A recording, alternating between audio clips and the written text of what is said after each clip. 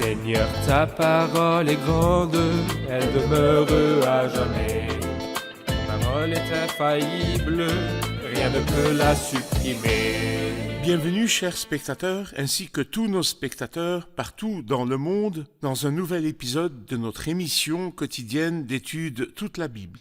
Je suis ravi d'être avec vous aujourd'hui, ainsi que nos chers spectateurs, pour parler de la parole de Dieu, de la Sainte Bible. Tant de gens aujourd'hui passent du temps à parler de vanité, tant de gens aujourd'hui font des actes honteux. Mais les moments les plus précieux sont quand nous sommes en train d'étudier la parole de Dieu. La révélation de tes paroles est claire, elle donne de l'intelligence à ceux qui manquent d'expérience. Dans notre étude de l'Épître aux Galates, nous sommes au chapitre 5. Nous commencerons notre étude d'aujourd'hui par le verset 22, lié aux fruits de l'Esprit. Permettez-moi au début de l'épisode d'accueillir mon invité au studio, le frère Youssef Riyad. Bienvenue frère Youssef. Merci frère. Nous sommes toujours honorés de vous avoir. Que Dieu vous bénisse. J'accueille aussi le public qui est avec nous, soyez les bienvenus. Frère Youssef, avant de parler du fruit de l'Esprit, tous les versets suivants parlent du fruit de l'Esprit, Galates 5, 22. Nous avons besoin d'une idée sur l'Esprit Saint. Je veux dire l'hypostasie de l'Esprit Saint, la divinité de l'Esprit Saint, l'habitation de l'Esprit Saint, les dénominations qui sont courantes, le baptême de l'Esprit Saint, la plénitude de l'Esprit Saint. Parlez-nous de ces choses. L'Esprit Saint est une hypostase dans la divinité. Les chrétiens croient en un seul Dieu, en trois hypostases, le Père, le Fils et le Saint-Esprit. Et il est remarquable et peut-être étrange pour certains de savoir que la première hypostase à être citée par le nom est l'hypostase de l'Esprit Saint. Dans Genèse 1, verset 2, quand il dit « Au commencement, Dieu créa le ciel et la terre n'était que chaos et vide. » Et puis il dit « Et l'Esprit de Dieu planait au-dessus de l'eau. » Ici, le Saint-Esprit est mentionné dans Genèse chapitre 1, verset 2, et dans Genèse 6, verset 3. Là, nous trouvons une deuxième mention de l'Esprit Saint. « Mon esprit ne contestera pas, toujours avec l'homme. » Et lorsque nous arrivons à la fin de la Bible sainte, nous lisons sur l'Esprit Saint, l'Esprit et l'épouse disent viens. Et le Saint-Esprit est Dieu, n'est-ce pas? Oui, il est Dieu. Il y a 3 versets qui disent explicitement qu'il est Dieu. Quand Pierre dit à Ananias, « Pourquoi Satan a-t-il rempli ton cœur au point que tu aies menti? Au Saint-Esprit, ce n'est pas à des hommes que tu as menti, mais à Dieu. » Donc l'Esprit Saint est Dieu. Et dans la deuxième épître aux Corinthiens, chapitre 3, au verset 18, il dit « Nous sommes transformés à son image de gloire en gloire par l'Esprit du Seigneur. » Ici, le Saint-Esprit est nommé l'Esprit du Seigneur, comme il a été nommé Dieu dans Actes chapitre 5. Donc il a les noms de Dieu. Il a les noms de Dieu et il a les œuvres de Dieu. Il crée. Tu envoies ton souffle, ils sont créés. Tu renouvelles la surface de la terre. Et il ravive, c'est l'Esprit qui fait vivre. Et il a les caractéristiques divines, il est partout. Où pourrais-je aller loin de ton esprit, fuir loin de ta présence? Et il a les caractéristiques divines en ayant toute connaissance. Il dit car l'Esprit examine toutes choses, même les profondeurs de Dieu. Donc il est omniprésent, il est omniscient, alors donc il est Dieu. À propos, je dirais que certaines personnes parlent du Saint-Esprit au féminin. Ça peut être juste par simplicité ou par méchanceté. Si c'est par simplicité, j'aimerais dire que le Saint-Esprit dans la Bible sainte est toujours mentionné au masculin. Mais quelle est la différence? Écoutez, le mot « esprit » en grec a la forme neutre. Comme dans l'allemand, il y a le masculin, le féminin et le neutre, dans le grec, il y a le neutre. C'est l'esprit. C'est le mot « esprit », mais quand il parle de l'Esprit Saint, il ne le met pas au neutre, il le met plutôt au masculin, parce qu'il parle d'une hypostase divine. Si quelqu'un le dit simplement, qu'il fasse attention. Tandis que s'il est comme les témoins de Jéhovah ou autres qui considèrent le Saint-Esprit comme une force ou comme une influence, non, c'est un mal parce que l'Esprit Saint est une hypostase divine, parce qu'il parle et il s'attriste et il ressent et il examine. Ces adjectifs ne sont pas dits d'une force, il n'y a pas une force qui parle.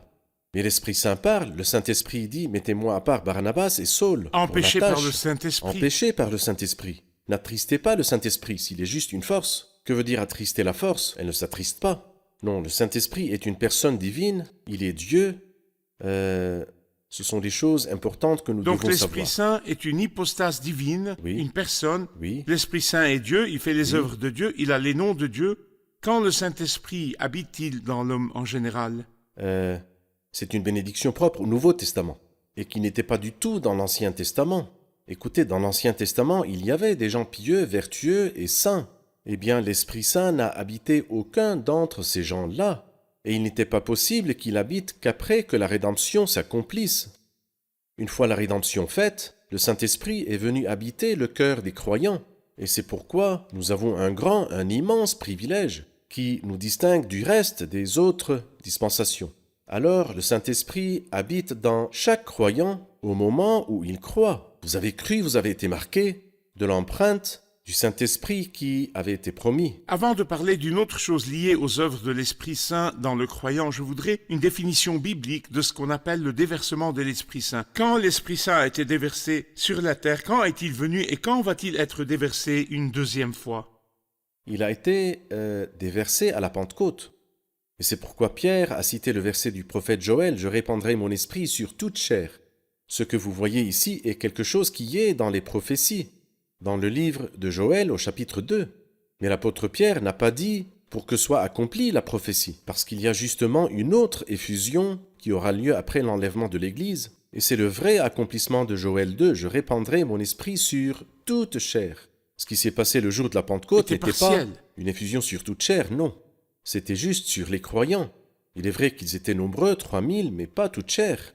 Mais toute chair le recevra au début du règne millénaire du Christ. Donc la prophétie de Joël parle de l'effusion de l'Esprit Saint qui a été partiellement accomplie à la Pentecôte sur une partie des croyants et il sera répandu une deuxième fois après l'enlèvement de l'Église sur toute chair pour les équiper à l'entrée dans le règne millénaire avec le Seigneur. Très bien. Donc quand j'entends parler maintenant de réunions qui ont lieu et qui s'appellent réunions d'attente de l'effusion du Saint-Esprit, ou le renouveau de l'attente de l'effusion et ils attendent une autre effusion de l'Esprit Saint représentée par des manifestations extérieures surnaturelles, cela correspond-il à la Bible? Écoutez, beaucoup de choses, frère Hayat, se passent dans l'Église à cause d'une fausse compréhension de la parole de Dieu. Et je voudrais dire que si je prie fidèlement pour quelque chose qui est contre la parole de Dieu, cela arriverait-il? Non.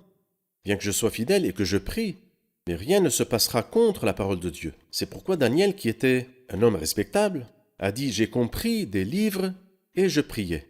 Alors quand il a compris que la promesse de la fin de l'exil était accomplie, il pria. Aujourd'hui, on prie pour beaucoup de choses et sincèrement, peut-être, moi je ne juge pas les motifs, peut-être qu'ils sont sincères, mais contre la parole de Dieu. Si je prie 1000 ans pour ce qui est contre la parole de Dieu, s'accomplira-t-il? Je ne crois pas. Bien sûr que non.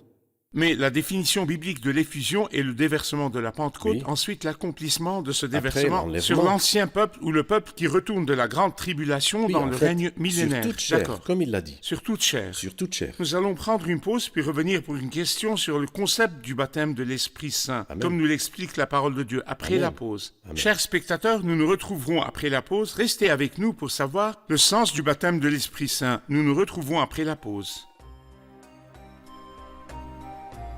Le Seigneur Jésus a parlé du fruit de l'Esprit dans l'Évangile de Jean, chapitre 15, et ceci quand il a parlé du cep et des sarments. Et il dit « Séparés de moi, vous ne pouvez rien faire.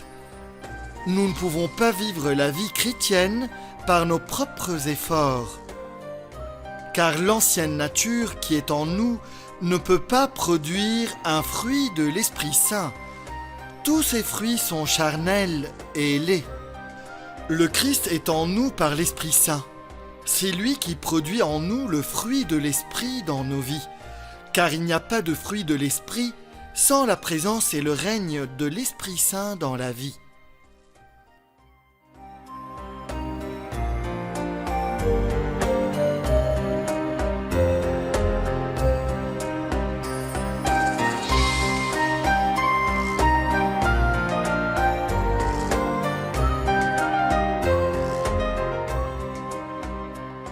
Nous sommes de retour, chers spectateurs. Nous continuons de parler de la personne de l'Esprit Saint, l'hypostase de l'Esprit Saint, de Dieu l'Esprit Saint. Et notre question maintenant, frère Youssef, que veut dire le baptême de l'Esprit Saint? Le baptême du Saint-Esprit figure 7 fois dans le Nouveau Testament et ne figure pas dans l'Ancien. Et ces 7 fois sont 4 fois dans les Évangiles, 2 fois dans les Actes et 1 fois dans les Épîtres. Les 4 fois dans le Nouveau Testament, dans les Évangiles, Matthieu, Marc, Luc et Jean, en lien avec les paroles de Jean-Baptiste, « Moi je vous baptise dans l'eau », mais il y a parmi vous celui qui vous baptisera du Saint-Esprit. C'est dans Matthieu, Marc, Luc et Jean. Dans Actes chapitre 1, le Seigneur parle de ce baptême comme quelque chose qui va se passer. Mais vous, dans peu de jours, vous serez baptisés du Saint-Esprit. C'est dans Acte 1, verset 5. Et dans Acte 11, l'apôtre Pierre s'est rappelé, quand le Saint-Esprit descendit dans la maison de Corneille, que c'était justement ce que le Seigneur avait dit, quand il a dit « Vous serez baptisés du Saint-Esprit ». Alors donc, l'accomplissement historique dans le livre des Actes, la prophétie pour le futur dans les 4 évangiles, les événements historiques dans Acte 1 et Acte 11, et le sens spirituel a été mentionné une fois dans la première épître aux Corinthiens, chapitre 12, verset 13. Quand il dit « Nous avons tous été baptisés dans un seul esprit pour former un seul corps, et nous avons tous bu à un seul esprit ». Le sens est simplement que le baptême de l'Esprit Saint a rassemblé les enfants dispersés d'Israël dans un seul corps. Et puisque ce corps a été formé le jour de la Pentecôte, et puisque le Christ n'a pas 100 corps, mais il a un seul corps, alors le baptême ne se répète pas. Chaque nouveau croyant ne reçoit pas un nouveau baptême. Mais plutôt, comment il est-ce que se je joint- participe à ce baptême-là? Pardon? Comment est-ce que je participe à ce Eh baptême-là? bien, je me joins à ce baptême lorsque l'Esprit Saint habite en moi et il me joint à l'Église. Le Seigneur ajoutait chaque jour à l'Église ceux qui étaient sauvés. Je suis né depuis un nombre d'années. Je suis né avec certaines cellules. Beaucoup de cellules sont mortes et beaucoup de cellules se sont formées, mais moi, en tant que Youssef, je suis le même qui est né depuis autant d'années. Donc un changement ne s'est pas produit, bien que beaucoup de cellules, même peut-être toutes les cellules, soient remplacées. Possible. Très bien. Mais c'est la même personne. Et tous les membres de l'Église qui a été formée le jour de la Pentecôte sont morts. Mais l'Église en tant qu'Église, en tant qu'entité, existe depuis la Pentecôte. Et elle continuera d'y exister jusqu'au jour de l'enlèvement. Alors donc l'idée d'un baptême répété est une idée qui n'est pas biblique. Le baptême est un. Alors le déversement de l'Esprit Saint à la Pentecôte, la descente de l'Esprit Saint à la Pentecôte était pour réunir les croyants individuels et former un corps et lié à la tête qui est le Christ glorifié. Cela s'appelle bien. le baptême de l'Esprit Saint. Et chaque jour, une nouvelle personne se joint à ce corps, participe au baptême qui a eu lieu à la Pentecôte. C'est juste. Jusqu'à ce que le Seigneur vienne, le moment où le corps sera complet, le baptême n'est pas une nouvelle expérience que le croyant C'est vrai. attend et Non. qui est accompagnée de manifestations Pas surnaturelles. du tout. Alors, quelles étaient ces manifestations liées aux actes des apôtres que les gens confondent entre le baptême de l'Esprit Saint et la plénitude de l'Esprit Saint? Quel est le concept de la plénitude de l'Esprit Saint? La plénitude de l'Esprit Saint est quelque chose de répété. Nous avons dit que Le baptême est une chose qui ne se que le répète baptême pas. ne se répète pas, mais la plénitude se répète. C'est-à-dire, par exemple, si nous lisons le livre des Actes, au chapitre 2, nous trouvons que tous ceux sur qui l'Esprit Saint est descendu, les 120 qui étaient à la chambre haute, se sont remplis de l'Esprit Saint. C'est fini, ils étaient remplis. Quand nous arrivons au chapitre 4, il nous dit alors Pierre, rempli de l'Esprit Saint. Et quand nous allons chez l'apôtre Paul, nous trouvons que quand Ananias est venu le baptiser, il a été rempli de l'Esprit Saint. Et puis quand nous lisons dans Actes chapitre 13, quand il s'opposait à Élimar le magicien, il dit qu'il fut rempli du Saint-Esprit. Alors la plénitude peut se répéter. C'est que l'Esprit Saint dans mon entité prend l'espace tout entier, je suis rempli de l'Esprit Saint. Non pas que je prenne plus d'Esprit Saint, parce que l'Esprit Saint est une hypostase divine et ne se divise pas. Ce n'est pas du tout qu'aujourd'hui je prends le quart de l'Esprit Saint et demain le tiers et puis après la moitié, jusqu'à ce que je le prenne en entier. Non, j'ai pris l'Esprit Saint. Mais c'est moi qui ne lui ai pas donné de moi-même, mon cœur, l'espace en entier. Quand je lui donne l'espace en entier, il va remplir toute la place. C'est la plénitude de l'Esprit Saint. Très bien. Il me reste une question sur quelque chose qu'on appelle l'onction. L'onction du Saint-Esprit ou l'onction. J'entends beaucoup de gens, frère Youssef, qui prient pour l'onction. Il dit à Dieu, donne-moi ton onction pour annoncer tes paroles en toute audace. Quel est le concept de l'onction de l'Esprit Saint? L'onction est permanente. Et c'est ce que l'apôtre Jean dit dans sa première épître au chapitre 2. Quant à vous, l'onction que vous avez reçue du Christ demeure en vous. L'habitation est permanente. Lorsque l'Esprit Saint habite en toi, il ne te quittera jamais. Vous avez été marqué d'une empreinte pour le jour de la libération. Le baptême est un, et nous avons expliqué cela, disant qu'il ne se répète pas avec tout nouveau croyant un nouveau baptême, ça ne marche pas. C'est un seul baptême qui a formé le corps. La plénitude se répète. J'ai été rempli, mais j'ai besoin d'une seconde plénitude et d'une troisième plénitude, parce qu'il peut arriver que je sois un jour rempli et un autre pas rempli, et j'ai besoin d'être rempli, d'avoir la plénitude de l'Esprit Saint. D'accord. Que dit la Bible sur l'onction? J'ai besoin d'un témoin biblique qui me parle de Oui, l'onction. alors, ceci est clair. Vous voulez dire l'onction du croyant? L'onction du croyant est dans la première épître de Jean au chapitre 2, et aussi dans la deuxième épître aux Corinthiens au chapitre 1. Prenons la première épître de Jean au chapitre 2, lorsqu'il nous dit, au verset 27, « Quant à vous, l'onction que vous avez reçue du Christ demeure en vous. » Et il dit, « Vous n'avez pas besoin qu'on vous enseigne. Au contraire, puisque la même onction vous enseigne sur toute chose qu'elle est véridique et dépourvue de mensonges. » C'est dans la première épître de Jean, au chapitre 2, verset 27. Ici, à qui Il parle s'adresse-t-il? avec À tous les enfants croyants? de Dieu. Et c'était dans le passé l'onction que Dans le vous avez passé. reçue. Exactement. Donc, l'habitation de l'Esprit Saint Ça dans le s'appelle croyant, ça s'appelle l'onction. Ce n'est pas une chose exceptionnelle pour quelques Ce n'est personnes. pas une chose en plus, non, c'est le même.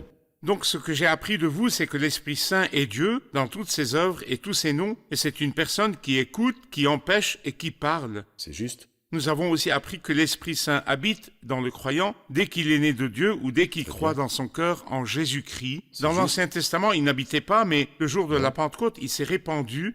Et cela s'appelle aussi baptême de l'Esprit Saint pour rassembler Très bien. les enfants de Dieu et pour faire d'eux le corps du Christ. Et il le lie à la tête qui est le Christ Tout à glorifié, fait. la tête du corps. bien. Et l'Esprit Saint a des œuvres dans le croyant, car il a la plénitude. Et bien sûr, l'homme participe au baptême du Saint-Esprit quand il est joint au corps du Christ. C'est juste. La plénitude de l'Esprit Saint prend plus que ce qui appartient au Christ et remplit l'être du bien. croyant, non pas plus d'Esprit Saint dans le croyant. Ce qu'on appelle onction est la réception de l'Esprit Saint, et ça demeure dans mon cœur. Il est capable de m'enseigner et ce n'est pas une chose exceptionnelle Très pour bien. quelques personnes. C'est un concept biblique correct C'est de vrai. l'Esprit Saint. Nous prenons une pause et je vous poserai la question liée au fruit de l'Esprit Saint ici dans Galates chapitre 5, Amen. verset 22. Amen. Chers spectateurs, nous nous retrouverons après la pause. Restez avec nous.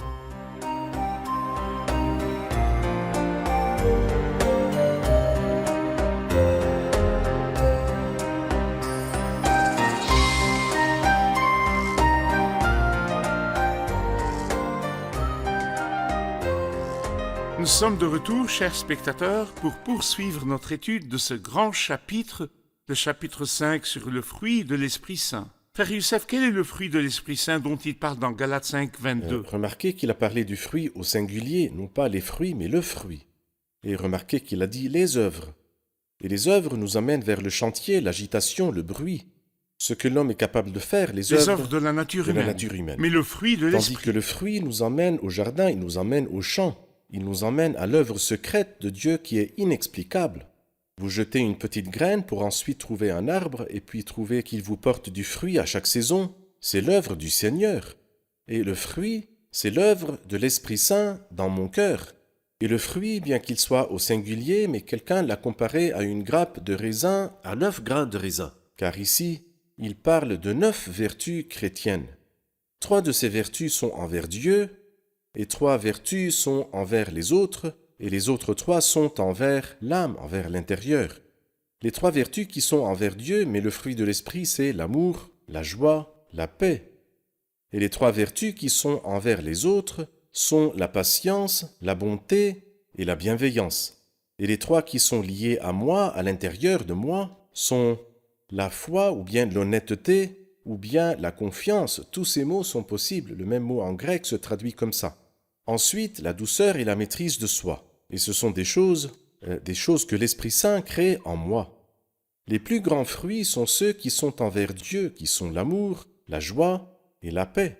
Et je pense que le Christ, dans son fameux chapitre, Jean chapitre 15, lorsqu'il parlait de ce qui manifeste la gloire de mon Père, c'est que vous portiez beaucoup de fruits, il a parlé justement de ces 3 choses. Il a parlé de l'amour et de la joie et de la paix.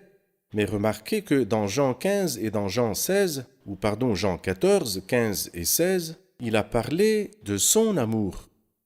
Il a parlé de sa joie. Et il a parlé de sa paix. Il a dit, vous demeurerez dans mon amour et vous la montrerez les uns aux autres. Et il dit que ma joie demeure en vous. Je veux que vous viviez de ma joie.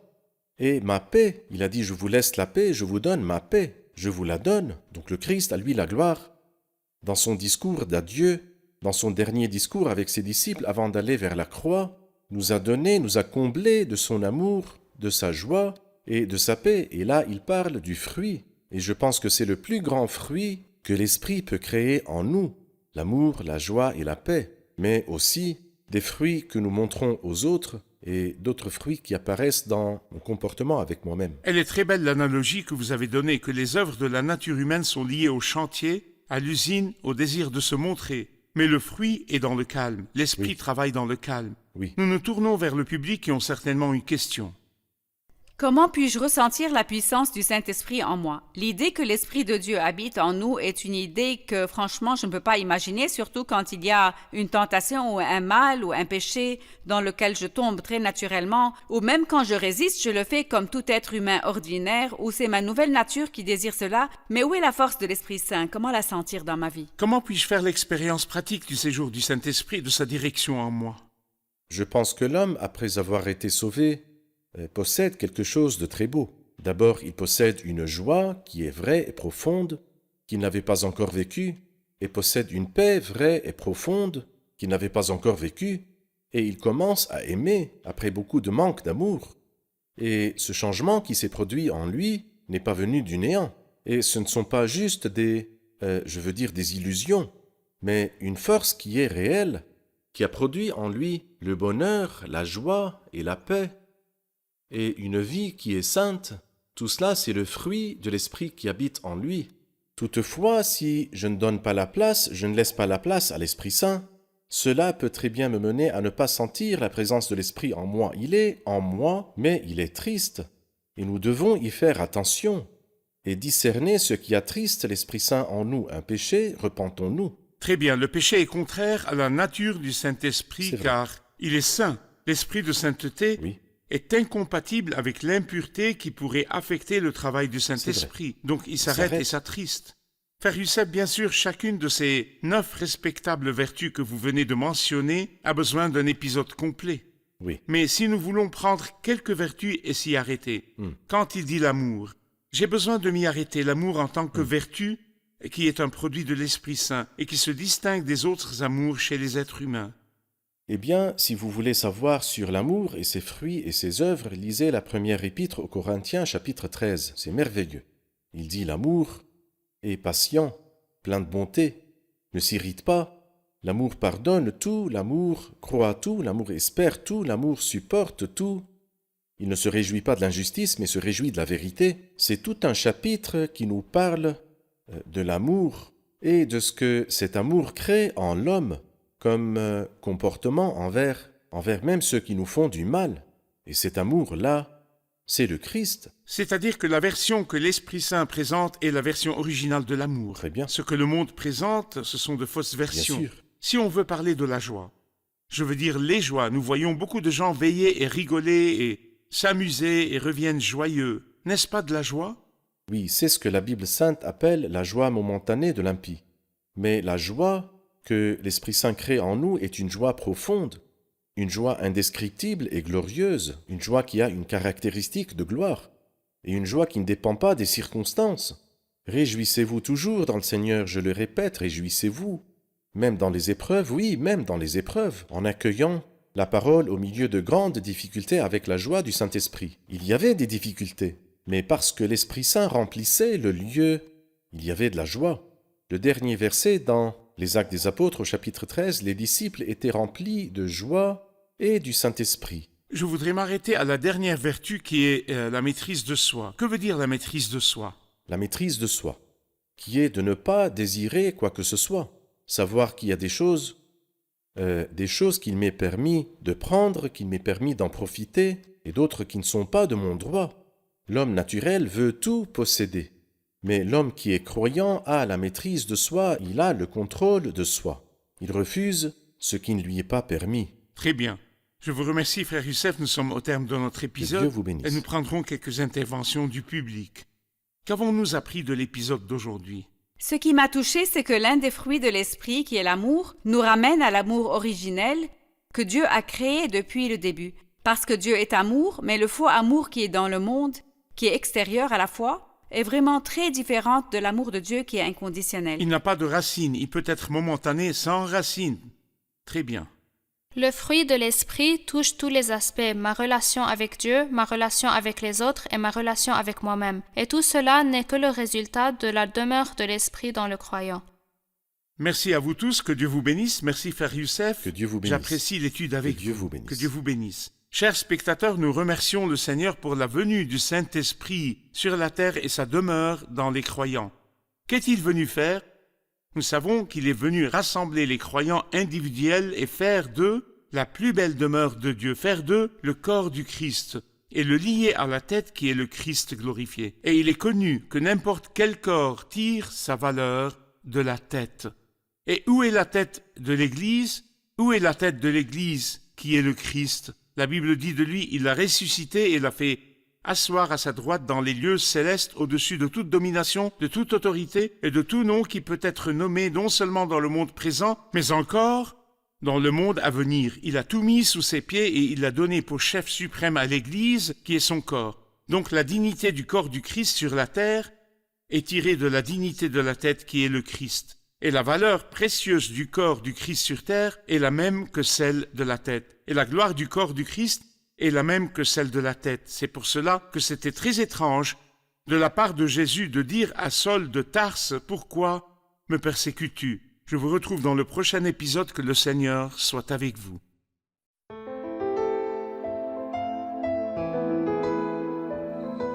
Seigneur, ta parole est grande, elle demeure à jamais. Ta parole est infaillible, rien ne peut la supprimer.